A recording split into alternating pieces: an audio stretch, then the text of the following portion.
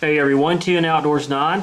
We've had some 45-mile-per-hour wind gusts today, so I'm bringing this into the garage. Ammo test, 357 SIG, and Underwood Ammo's configuration of the 125 grain Gold Dot from Speer. We're going to come back to this box in just a second. First, a quick look back at the factory Gold Dot. I tested this in 2011. Their advertised velocity is 1,350 feet per second. And 1350 is typically the advertised velocity that you have in the 357 SIG from all the big ammo makers. They have watered it down somewhat from the target. We're going to talk about that in just a second.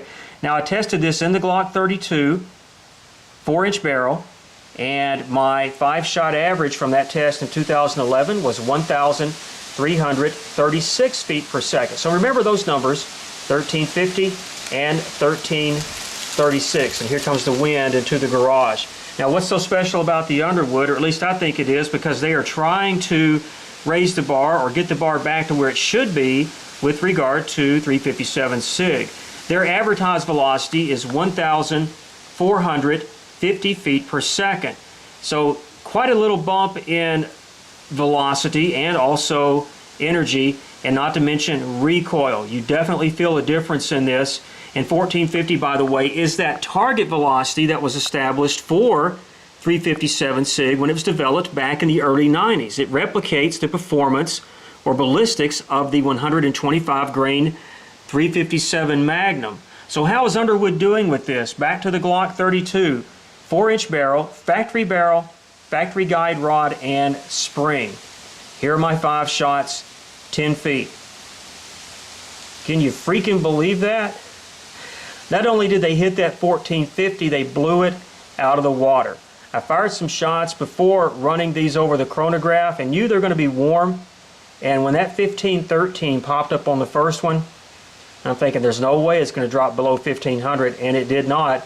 My average 5 shots is 1,511 feet per second. 634 foot-pounds of energy at the muzzle. That is from a compact frame handgun, 4-inch factory barrel. That is amazing. It's a little breezy out here. I know they'll have some questions regarding muzzle flash, so let's see if I can get this without the camera messing up. It's just about dark. Here we go, 3 shots.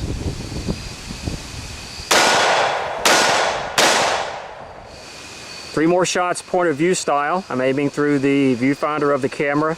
I'm going to hold a little bit high and right. See if I can line this up. These are not night sights. That was upper center mass.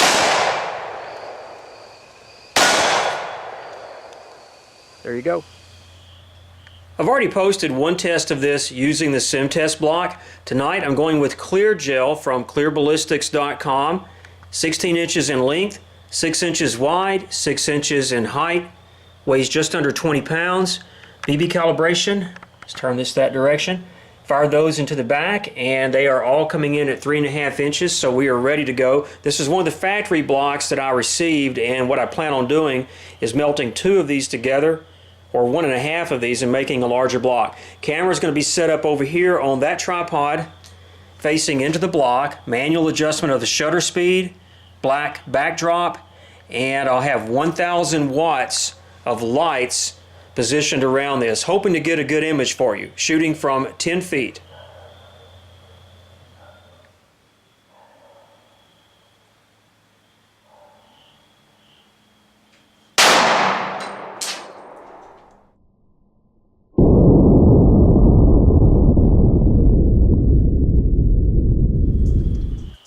Well, crap. We had a pass through all the way through the 16-inch block. We will definitely get a close-up of that in just a second. Dead center, stopped in jug number 1. Let me get this cleaned up before we have an electrocution. That would be a great YouTube video. Back in just a second. This is rolled over into a second day, or actually evening, of production. I briefly considered taking a second shot in the block, but I am going to build a larger block at some point, and we'll probably give that a shot. A very brief video if that is the case. I won't make a big deal out of it. So I took the block and I trimmed it down and rubbed a little bit of magic on it, and I came up with this, the world's most interesting paperweight. I could probably sell this for a few bucks. That's the thought. What I've done is trimmed out a nice rectangular block, giving myself a little bit of space around the first 9.5 inches of this cavity, focusing on the first part, most visible part of the permanent cavity. I have 500 watts of lighting, backlighting it. It's on some black foam board, give me some good contrast.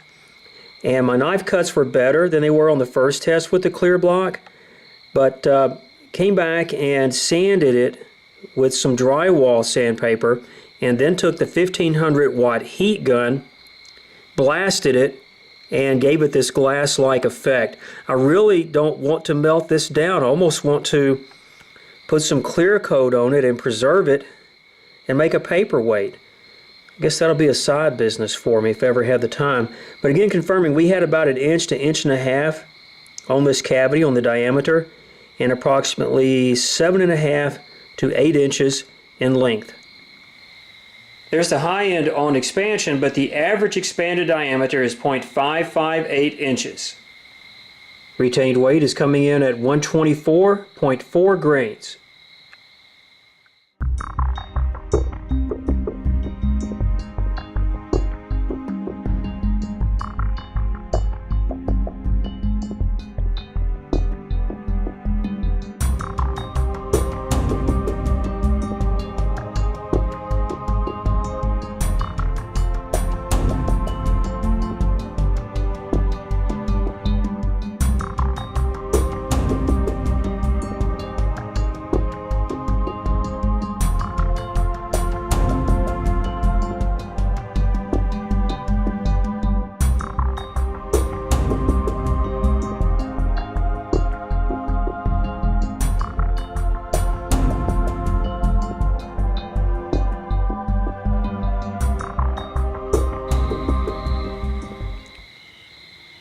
We obviously have higher levels of velocity and energy compared to the factory Gold Dot, no doubt about that. Pretty good representation of the permanent stretch cavity, some of the best that we've seen. With regard to the 16 inches plus of penetration with a longer clear block, and I do plan to move in that direction. It could have gone 17.5, 18, maybe 18.5 or 19, who knows? And for some folks that might be considered over penetration. So we'll just have to come back and test that, a very quick test at some point, if I can get the time for that.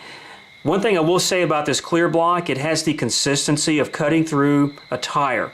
This is tougher than the sim test. I sometimes wonder if the sim test might be too soft after working with this and seeing that it is indeed calibrated. The original sim test product, which I showed back in early 2011, it is tougher than this, and the creator of that product feels like the density of it is more realistic to the human body, so who knows. But I would rate the sim test product in its original structure as number 1, as being tough. This is number 2, and then the sim test is much softer, coming in at number 3. Just have to work through this as I test different loads in both formats moving forward. Thanks for watching.